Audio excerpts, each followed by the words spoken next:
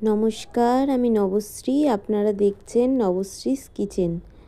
আজকে ছিল আমার দেওরের বার্থডে, সেই জন্য আমি হঠাৎই কেক বানিয়েছি। সেই ভিডিওটাই আপনাদের সাথে আমি শেয়ার করছি।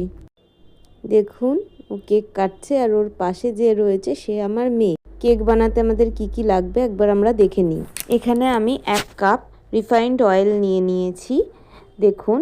আর এই কাপ মেপেই আমি 1.5 কাপ ময়দা নিয়েছি, 1 কাপ চিনি গুঁড়ো করে আমি নিয়েছি ব্লেন্ডারে।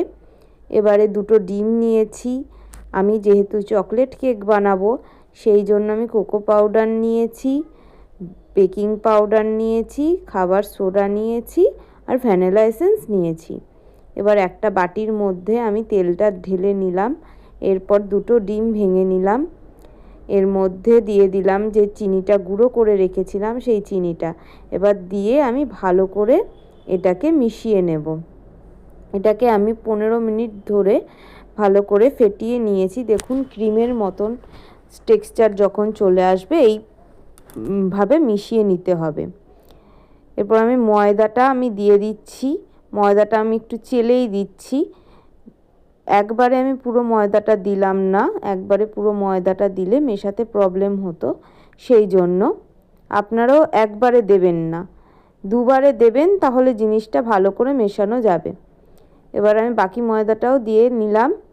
এবার এটাও ভালো করে আমি এর মধ্যে মিশিয়ে নিচ্ছি। দেখুন, আমার মেশানো কমপ্লিট।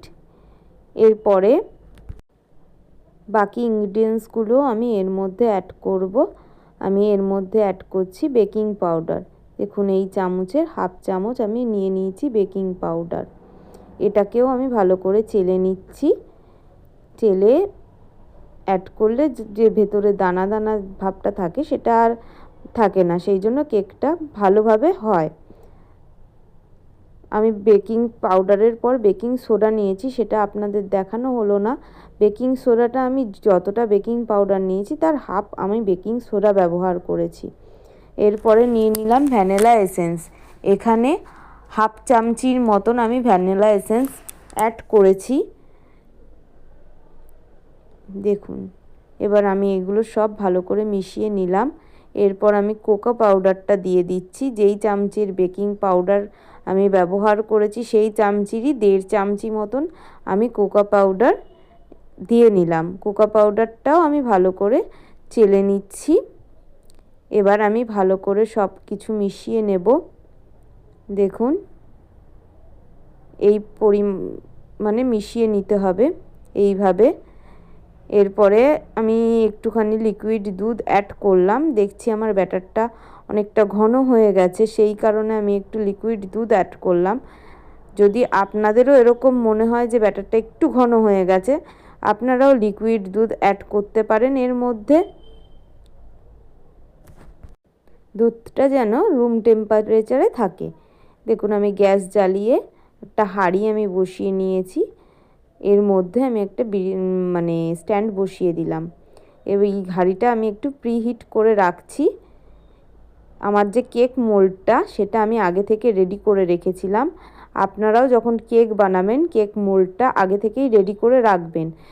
কেক মোল্ডটার গায়ে একটু রিফাইন্ড অয়েল ব্রাশ করে ওর মধ্যে একটু ময়দা দিয়ে ভালো করে ময়দাটাকে চারিদিকে ছড়িয়ে দিয়ে ফেলে দিলে পরেই দেখবেন কেক মোল্ডটা রেডি হয়ে যাবে।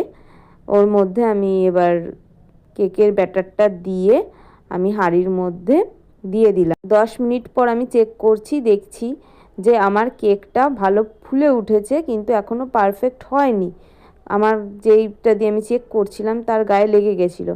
দেখুন, কেকটা পুরোপুরি রেডি হয়ে গেছে, একদম কাঠিটাও পরিষ্কার। আমার এই রেসিপিটা যদি ভালো লেগে থাকে লাইক, কমেন্ট অ্যান্ড শেয়ার করার অনুরোধ রইল।